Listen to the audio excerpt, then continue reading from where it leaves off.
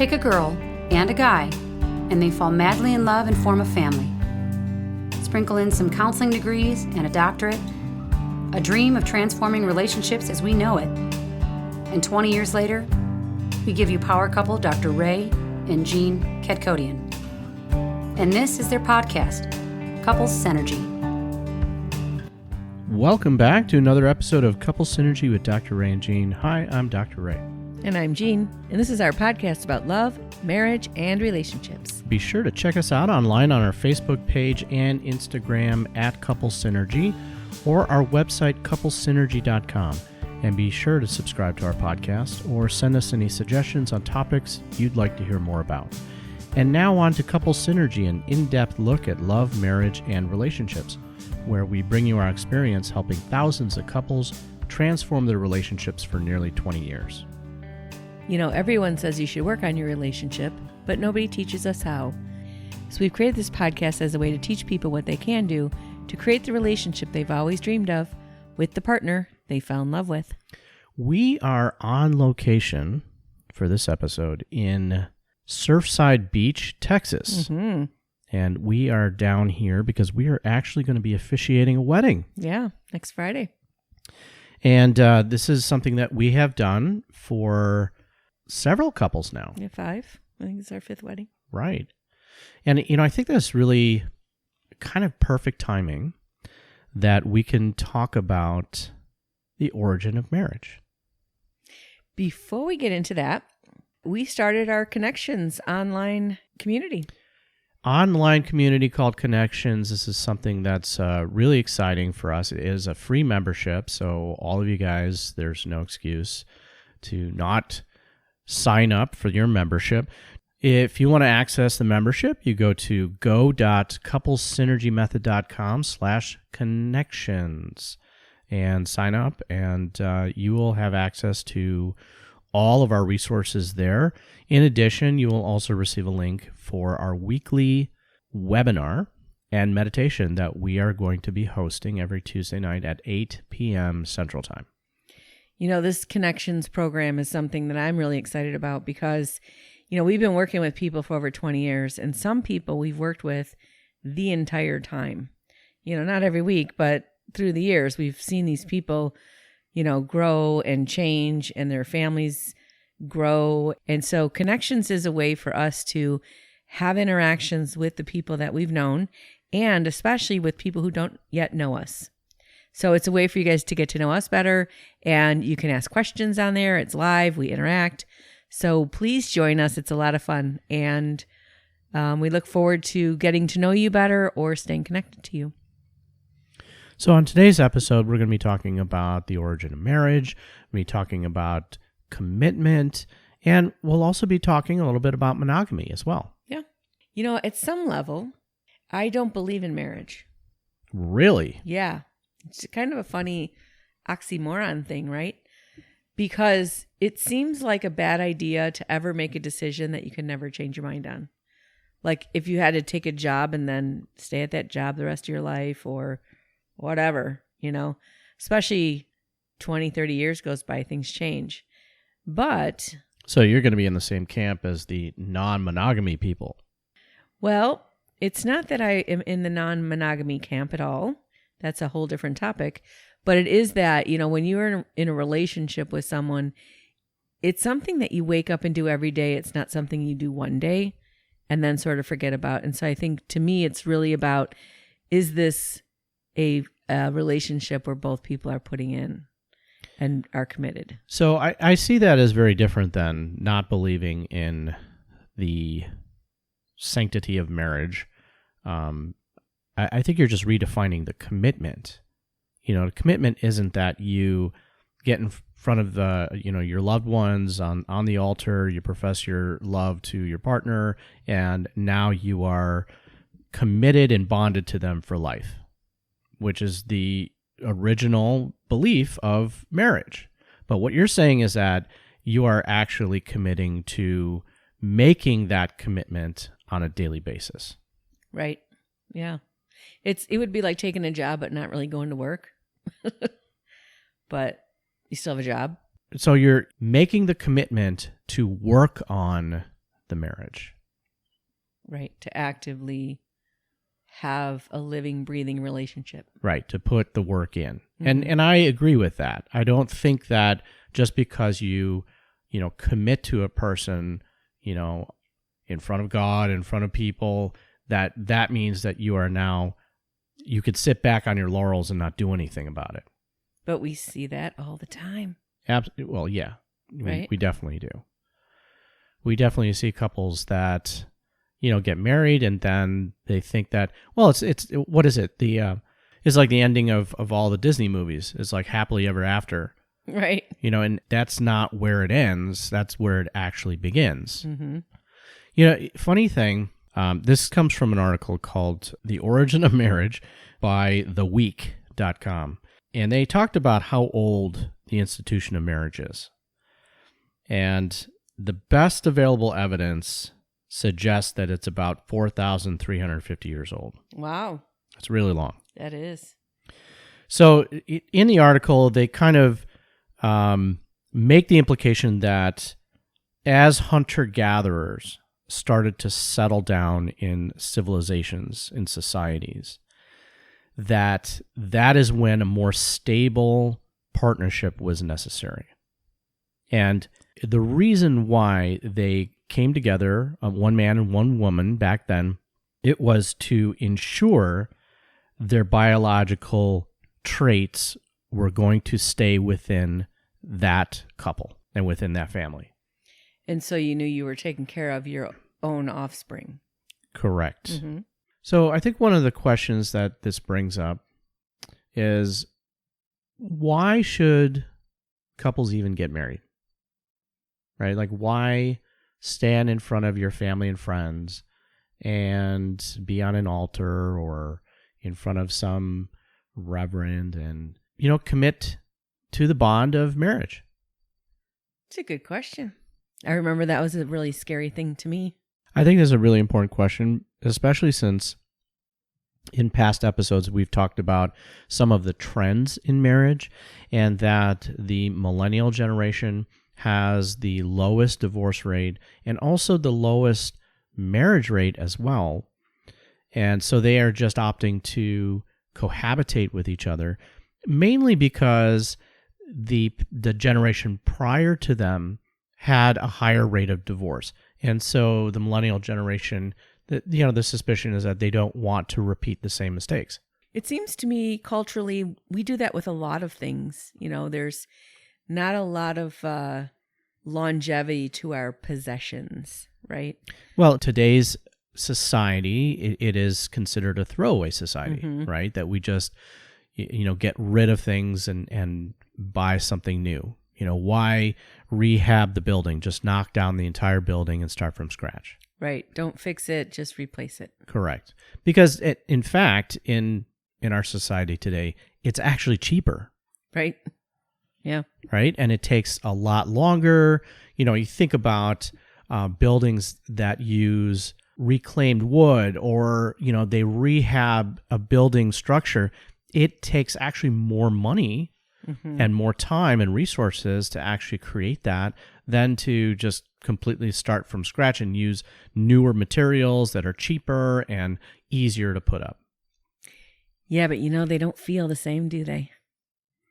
No. I mean, when you go into an antique store and you see a piece of furniture that's 150 years old and it was made with this incredible quality, like the quality of the wood and the quality of the craftsmanship, and you just think about, where has this thing been? Right? It's so cool. I would say the same thing with like old cars. Right. Right? You see an old car that has been maintained and taken care of, and you have a lot of appreciation for that. And it's just really impressive. But you don't see the in-between.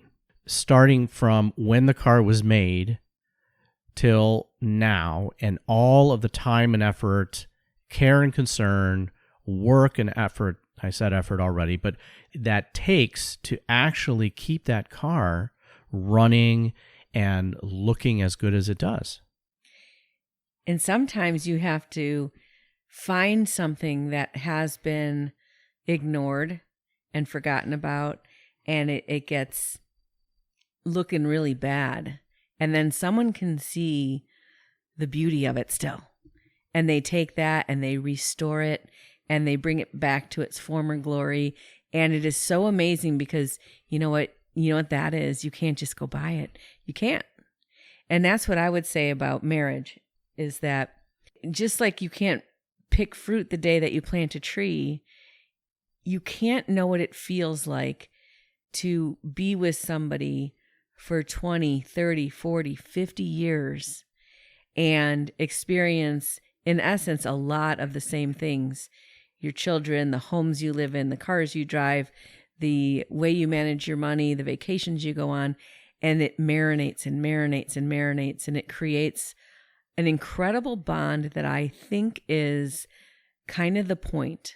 I think it's one thing to develop yourself as an individual person, but to develop yourself with another human being, wow. Because it's tough. It's more than twice the work.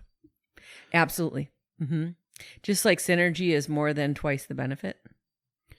Right. And that benefit, people cannot see. You can't see that 1 year out, in your marriage. You can't see that, even 5 years out in your marriage. And when you are going through those very difficult times, those times of calibration, really, it is very difficult to see where you're heading, right? And what you can actually develop down the line. And so I think it's very easy to just bail, to see that, well, maybe there's something better out there, right? Maybe it shouldn't be this hard. Maybe I shouldn't be in so much pain. Maybe we shouldn't be fighting as much. And maybe there's someone out there where it's just going to go so much smoother and it's going to be so much easier. If you guys could see me, I got a great big smile on my face right now because it's so funny. Because we see over and over again people get in the exact same spot because of that belief. Because it doesn't change if you change partners. There's still much work to be done because we are living, breathing, growing entities. And the person that I was in my 30s, I am not at all in my 50s. Obviously, you could recognize me from my 30s. There's things that are part of your personality that you carry with you. But I think differently and I believe differently and I care about things now that I didn't care about before. I don't care about things I used to care about. And you had to adjust to that. Right. And things that were maybe okay become not okay. And things that were not okay become okay. It's a really weird thing. I had to adjust to myself. Yeah, me too. Yeah. First of all, just the changes, in perception and beliefs, just in myself. And then to have to, kind of merge and calibrate that with the changes that you have been making too over the years. That is a very challenging process. I think the thing that's so unique and cool about that process is you uncover parts of yourself you could never have uncovered in another way. True. And so it helps you become. When you're a single person, you don't have to deal with issues like trust or, I don't know, whatever things like counting on someone or even considering anyone else. Right, you can kind of do what you want when you want. And that is a whole different type of life lessons, just different, not better or worse than when you are in a marriage. And when you are living together, that is also a different type of way of being in the world. Yeah, it's not that you're not committed to each other. It's just a different type of commitment. Right. And there are different considerations. When you are married and you've gotten in front of people and you have committed, to work on a partnership with another person, it's not as easy to just separate, to stop and say, okay, I'm done. That's a whole process now in order to get out of that commitment. We've seen divorces last longer than marriages. That's true. Right. That is true. Yes. It's very sad, but it's true. Mm-hmm. But yeah, I mean, if you are living with someone and you're cohabitating, yeah, you guys have a commitment, but it is easier to separate, to leave, than if you are legally bound to someone. I'm not saying that that legally binding part is the most important piece, but it does create kind of a situation in your relationship that binds you in a way. Well, if you think about, if you live with someone and you're not married to them, and one day they get up and walk out and they're gone, nothing happens. It's just over. Right. But that's not the case if you're married. No. Because you're not free then to go marry someone else. Right. So you have to go through a process, even if you're the only one. Like, someone could leave, we see that, and the other person is stuck saying, I got to get this undone because, and you used to be, you put an ad out in the newspaper. I don't know if they still do that. No. And then if I nobody think it's disputed online it now. and that kind of thing. But there's actually a thing that has to be undone when you have a marriage. Right. So it's a lot more technical of a process. And so I think that's why it is so scary for some people. You have something to lose. You absolutely do. I remember the saying something like, why would you be with one person? It's like wearing the same shoes. You never have another pair of shoes or something like that. Like, it's like a weird concept of only having one, and it references your sexual partner, right? Right. Like, you would lose the variety of multiple partners if you are married. Do you remember hearing things like that when you were a kid? Like, it would be boring, or it would be monotonous, or you would get Just tired that of the person. this is the person that you're going to have sex with for the rest of your life. Yeah. Yeah, and I think that sowing your wild oats and that sort of thing, that's kind of perpetuated in the male stereotype as well. But I think it's just kind of a deflection of the fear of committing to one person, right? This kind of borders on the topic of monogamy now, and we had said that we were going to comment on that, and I think there's a lot in the media, in podcast world, about non-monogamy. And in talking about this topic particularly, Gina and I, we were talking about, are there animals truly in the world that are monogamous? Right? And so these are not animals that go in front of a judge and legally bond themselves together, but they are actually choosing to be together, to be mates for the rest of their lives, right? And one of those animals are the gibbon monkeys, and they have a partner. They typically have one partner in their 35 to 40 year lifespan. So that's a pretty long time, right? And they are not bound by their house and the mortgage and bank accounts, Like, they could leave. They could. And in fact, there are some incidents of cheating, breakups, and remarriage within their community. It's really fascinating, right? There isn't any online dating, but they do have those kinds of incidents and concepts that come up within their community as well. Wolves are also monogamous, and they mate with a partner till death do us part, really. And they actually have babies every single year. They have a new litter every single year. So that ensures that genetic consistency is maintained. I'm glad I didn't have to have a litter every year. Yeah. Oh my gosh. Could you imagine? No.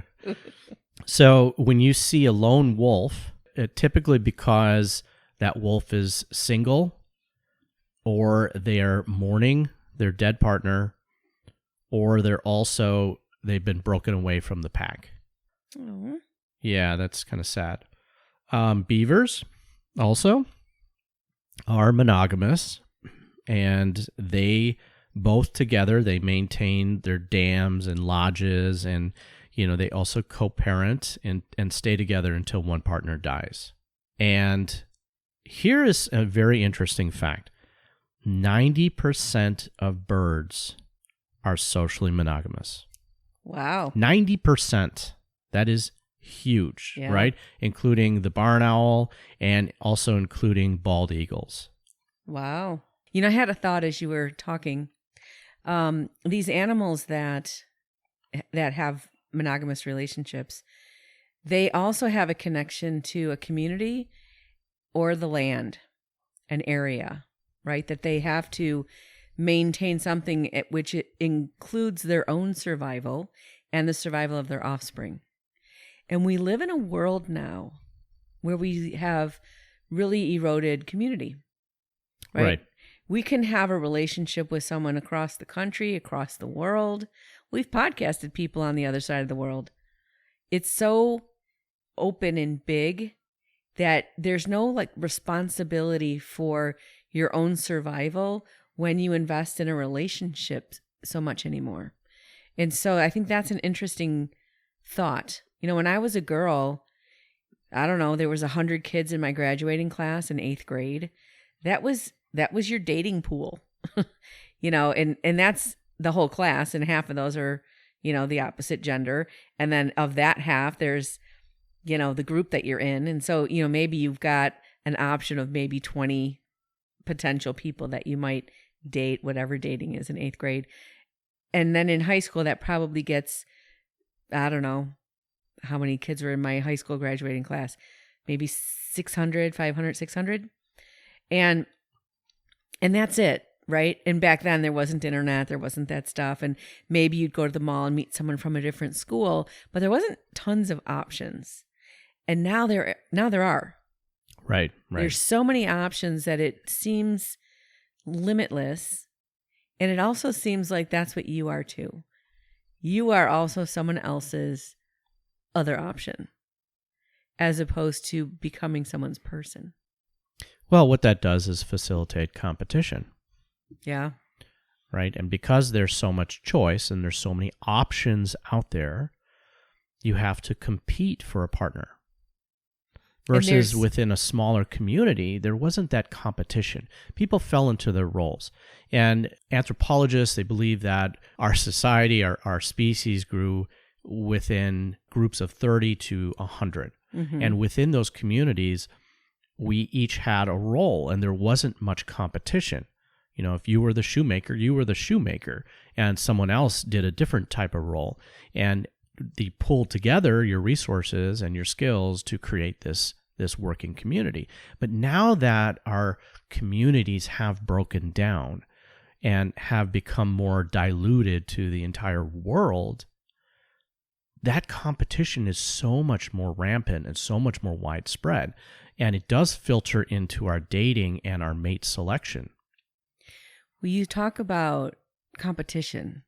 And I remember as a girl hearing the phrase, "a way to a man's heart is through his stomach," which means you would have to have some skills in cooking or some other kind of thing that would be the competition, and now I don't think any of that exists except physical attraction. Most people met their partner in person-to-person contact 30 years ago, 20 years ago, before internet, right? And so you had to have a physical attraction to them, but they had to make you laugh or treat you a certain way, open a door, have some level of ability to communicate. There was just more. And even the chemistry, because you could see an attractive person and still not have chemistry with them. Right. Or you could see an attractive person maybe behaving badly, which would be a turnoff. You're like, ugh. Mm-hmm. And so there was more. And now it's just an image that you have to compete with, an image and maybe some words. It's so hard. It's so hard to really get the essence of someone. You're looking at an advertisement. Right. First. Yeah. Yeah. And then when you meet the person in person, then you are actually seeing the product. Right. Which is interesting. Like Ari and Leslie, the couple that, we just aired last week. Right. They dated by phone, right? For like months before he knew what she looked like. Yeah, which is very fascinating. Yeah. So they did meet on an online app, but she never put a picture up. So they had to get that energy Mm-hmm. from each other and from each other's voices. Yeah. Yeah. Which there's a lot you can tell with that. And, everyone knows right now, man, we're in the Zoom world and we're doing everything digitally. And so how much communication and connection breaks down when you're not in the same room and looking into someone's eyes. And A huge amount. huge. Remember when we were doing the meditations, Mm-hmm. during lockdown? Yeah. By the way, if you have not seen these meditations, you guys should check it out. You could look at it on our Couple Synergy Facebook page on our videos. It is hilarious. But when we were under lockdown, we did a meditation every single day, and we did these funny skits. But before we started the meditation, I would strike the gong that we have in our meditation room. And if you've ever been in a room with a gong, you could feel the vibrations in your chest, Mm-hmm. right? But anybody that was watching it or listening to the meditation, they could not feel that. And in fact, it came off like with dissonance and Yeah, stuff. there was a because of that. distortion Yeah. in the microphone.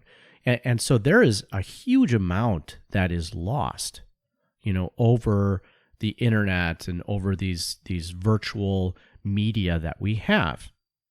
And so it is kind of distorting, Sure, for sure. right, coupling and partnerships. Yeah, absolutely. It's so difficult because I would say, 80% of the couples we've interviewed say, I knew very quickly this was going to be my person. Yeah. I looked across the room and I knew it. And we hear it over and over and over again. And I don't think that same thing exists if you just see a picture of them. And even doing this recording, everyone that comes on the podcast and we interview, they all say, oh, I don't like listening to the sound of my voice. Well, because it gets distorted through the recording and you don't hear it the same way in your own ears. And it's all those things, which is really interesting. So if we get back to this idea of competition, you can't compete by being wonderful and being a good person or being a good being a cook. supermodel or something like that. Well, that's the only way you can compete. That's a very difficult Right? competition to enter, right? I mean, as human beings, we are not built to be perfect and flawless. Right. And those supermodels, that's a picture of them as well that has probably been altered also. Sure. And so that's a tough one. Most of us in the bell-shaped curve are in the middle. Not so much. So if you are hearing us dance around the concept that marriage is much more difficult today than it has been in the past, that is correct. Mm-hmm. It is much more difficult, right? And is it easier to just cohabitate with a partner, not commingle your finances, go Dutch on everything? Yes, it absolutely is easier to do that. You have very distinct lines. You can even separate your refrigerator and be like, this is my food, this is your food. And it is much more clear. The boundaries are very distinct, and you can eliminate a lot of conflict that way. Sure. But you don't have a partnership. And you don't grow. And you cannot benefit from what a true partnership can actually bring you. And it's conceptual. This is not something we can say, oh, you know what? I have a pamphlet here that can list you bullet points on what you will actually receive when you have a partnership for more than 20 years. It doesn't exist. No. But there have been PET scans that have been done with couples who have been together more than 25 years. Couples who have had that long-term relationship and long-term bonding. Within their brain, the area that shows love, and that is reserved for love, lights up so much brighter than couples who have been together less than 5 years. Right. So in the beginning of a relationship, the brain lights up a lot, right? And that doesn't last very long. Somewhere between 9 months and 2 years, right? Where it's just that you can live on sunshine and rainbows, and you don't have to eat and sleep, and you just, that is awesome. So any of you guys out there that like to fall in love, it's wonderful. Oh, The beginning yeah. phases is incredible. But imagine what that would feel like all the time after 25 years. And we're together almost 23 years and dating 24 altogether. And I feel it. I feel that, especially in the last few years, we have been working really hard on that melding. I can feel it in my brain. I can feel it in my nervous system. My nervous system doesn't feel so guarded, so much more comfortable, so much more at peace and safe in the world, because we have this thing called dependency paradox. Means that the stronger we have a connection to our partner, the more free and independent we become, which is so crazy sounding. And this would be the benefit of being in a committed relationship, a marriage. Because then you feel more free. Right. And you do get more fat too, apparently. Apparently. Because we have more fun. Speaking from personal experience. Because we have more fun. We're happier. So that's a crazy thought, that you actually have more freedom and more confidence and more independence the more securely attached you are. And it's really true. It's true as children, right? The more support we have, the greater we are at seeking out new adventures or trying new things or having the confidence to put ourselves in unique situations. Whereas when we're insecure and fearful, we shut down. We don't want to do that. And so if you have a partner that you feel really safe with, the world is yours. And it is not a surprise that the attachment style that we had as a child with our parent is replicated in our relationships later on. I shouldn't say replicated. I should say it's reflected in the attachment styles that we have with our partners later on. I got to say, developmentally, right? You're going to be attracted to someone who knows that dance, of course. Right. But the goal is to grow way far beyond that. Mm-hmm. Because to evolve beyond it. Yeah, because that's parent-child. And that's what we teach, right? Is this adult-adult. And when you can get there, it's really amazing. It feels so much safer in the world. And partners, bonded partners, we regulate each other's heart rate and our hormones and blood pressure and all that kind of stuff. We become one entity. This actually is a concept that was brought up in a study by Briggs and Briggs in 1979. And they described that allegiance as the marriage personality. Right? The marriage personality. Right. And they insinuate that the union between the two partners, it creates almost a separate and unique entity. Right? And that's what we're talking about here, is that bonding together creates something that's completely unique and is one entity. And it is not something that you can create without that commitment of partnering. Right. It's interesting. Tony Robbins talks about these needs that we have as individuals, and they're always conflictual. So we have a need to feel certain. And that's what commitment says. Commitment says, I'm certain that I'm going to be showing up for this relationship. And I'm certain, because my partner says they're showing up, that they're showing up. I don't have to check this out every minute, every hour, every day. Right? Right. And then we have a need to have variety. Now that we have this safety, now let's go out and explore the world and see what's out there and what we can become. And that's one of the things that amazes me about what we're trying to do in this world is, anyone who follows us knows that we have a really strong commitment to personal growth and spiritual development. And I personally believe, I think you do, that's the highest form of spiritual development you can have, is to have a fully merged entity relationship with another human being, someone that knows you, sees you, hopefully cares about you and loves you and forgives you for your shortfalls and loves you even, because who's going to see you at your worst? Your partner, that's who. Absolutely. Yeah, I do believe that. And I also believe it is the most difficult thing that you will ever have to do in your life. Yeah, you see a lot of great teachers, right? Like Wayne Dyer and Gandhi and I don't know, there's a whole bunch of great spiritual people out there, but they're all by themselves. At least they're all by themselves teaching about it. They may have a partner somewhere, I don't know. But like to try to do that together, and of course we come from our own places, right? I had a woman I was working with the other day, and she says, I just wasn't raised like that, because she was all upset about how her husband was doing something, and I wasn't raised like that. Well, guess what? That's why you're with someone Right. who wasn't raised the same way you were, because somewhere in the middle is the best.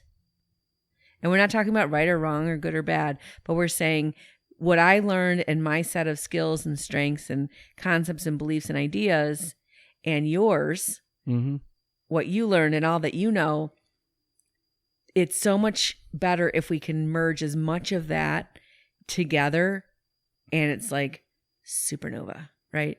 That's the big part. That's everything. Well, everyone says you have to have balance in your life. You have to find balance, And this is what we're talking about here, is you have to find balance within your relationship. And that is the work of a marriage. That is the work of that partnering commitment that we're talking about here, which is ongoing. It's not something that ends, or is done when you first make that commitment to your partner. It is something that you are committing to every single day. And it is work. And finding that balance point is not the responsibility of your partner. It's not the responsibility of you. It's the responsibility of the relationship, of the marriage personality. Right. And I think today more than ever, there is such a bigger opportunity to grow together in the opposite way that marriage was probably 50 years ago. 50 years ago, you knew your role. You had distinct roles. That's what you did. Right. The goal wasn't to become, it was to survive. And now every relationship is different. People are doing all sorts of things differently, right? Some change their name, some don't change their name, some manage their money together, separate, some all sorts of different ways. And that's the point, right? The point is there is no right way. There's no wrong way. There's our way. Right. And figuring that out is not painless, because you have to let go of big pieces of yourself that felt maybe even safe and secure because that's how you were raised. You have to let go of what you were taught. Yeah. Right? And what society tells you it's supposed to be. And that is why it is so much more difficult today to have a healthy marriage than it was in the past. And so this brings us full circle now to why we get married as opposed to just commit and live together. And marriage, the wedding ceremony is a combination of a death and a birth. And this is why in the Jewish tradition, they take a glass and they break it and they say, just like you can't put that glass back together, who you used to be, you are no longer. You're forming something new.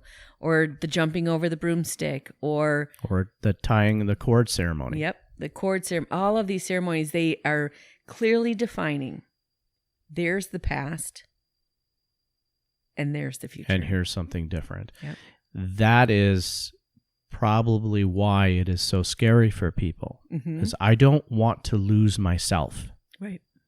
Right? I don't want anything to change about who I am and what I want in this world. Well, guess what? You are going to change. And it doesn't really matter whether you are getting married or not. You are going to change. And I hope that you do, because that is the part of life that beckons to us, that we all have to evolve. We have to change. We have to become better. And part of that is changing within our relationships. I mean, you think about your friendships. I mean, I had this discussion with a client the other day. Your friendships, maybe you have a friend that, you've known for 20 years, 30 years. Your friendship today is very different than it was when you first met. And it's not something that you recognized that has happened, but if you look back, you could see that change, right? And that's because it was necessary. If you didn't change, then you would not be friends today. Right. That relationship would have been over a long time ago. Right, because you can't be still doing your high school shenanigans. Or you could, but... And then you get married, which changes the relationships. Right. Having kids, your freedoms change over time. You had said that that people have a fear of losing themselves. Right. And because marriage has changed so dramatically, which is part of the rise of divorce rates, is that we want more, and when we don't get it, or the other half of us isn't working on it, we either leave or get left, right? And so I think this is why this new field of coaching has been birthed, because we do need someone to hold us accountable, and we need someone to guide us in a direction when we're not sure where we're going.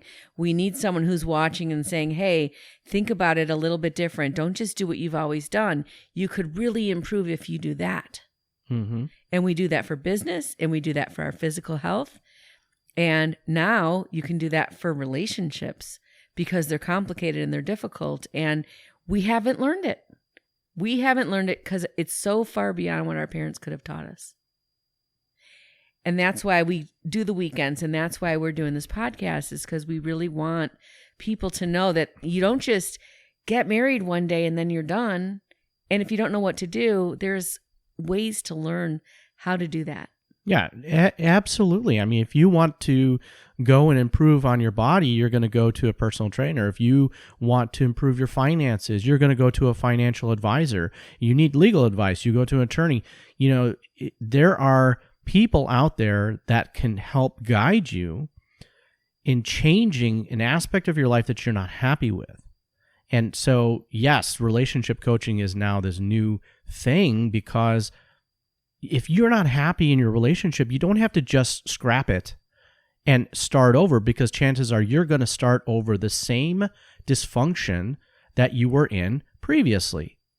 Absolutely. And so seek out someone that is going to be able to guide you, someone that has been working with relationships for a very long time, and they know the patterns and they can see the dysfunction, and they'll be able to point out maybe some areas that you can tweak and areas that you can improve and areas that you both can do things differently so that you can create that relationship that you want. And especially if things are going well. Yes. It's like if you want to go work out, but you have a broken leg, you're not going to do so well. Why wait until your body's falling apart? Go work out when you're healthy and get better. It's the same kind of concept. And so if living together is like a mixture, like Chex Mix, and at some point you want that to end, you pull out the peanuts and you pull out the Chex cereal and you pull out the chocolate, whatever's in there, that's it, right? But when you're married, it's like a cake. And you put in the sugar, and you put in the flour, and you put in the eggs, and the sugar and the flour and the eggs are changed. They become something else. And if that marriage ends, it gets ripped apart. It is not a clean break. And it's something that's forever broken. And so marriage is very different than just living together and not committing. Very different. So we want to thank all of you for tuning in and listening to Couple Synergy today.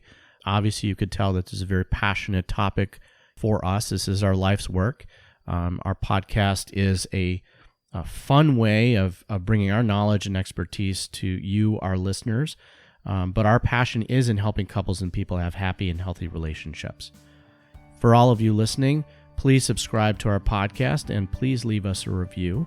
If you have any questions, comments, or topic suggestions, please email us at contact@couplesynergy.com.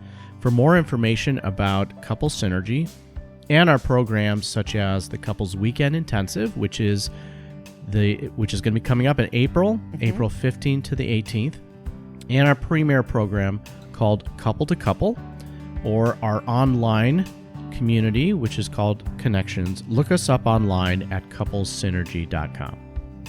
Yeah, join us Tuesday nights live through our Connections program. And if you know someone who could benefit from this episode, please download it and share it. And thank you for listening. Until next time, synergize your life and synergize your love.